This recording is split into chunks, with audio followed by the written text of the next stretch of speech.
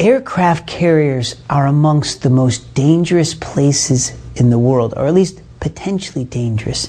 If you think about it, there's these monstrous ships swaying in the waves, bouncing up and down, and these multi-million-dollar airplanes are flying on them, landing on a very short strip that they often have to catch on a wire. It's a remarkable feat to watch. Not only that, but they're often staffed by 18-year-olds or 19-year-olds who change every 6 months. I mean, think about what safety challenges they have. And yet, they're amongst some of the safest places. And why is that possible?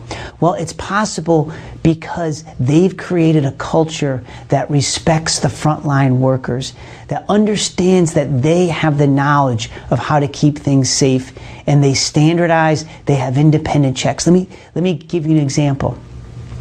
There was a story about an aircraft carrier that was running a mission, and a very senior pilot was flying the mission, and they had finished and was eager. They were all eager to land. I think there were some dignitaries coming to visit the aircraft carrier.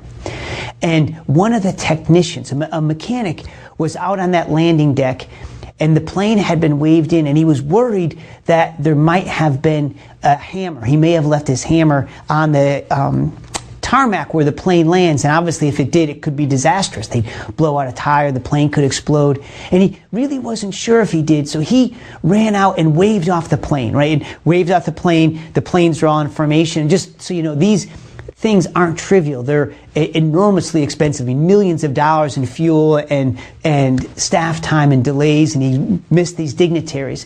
It turns out the hammer wasn't there. There was no real risk, but he thought it was.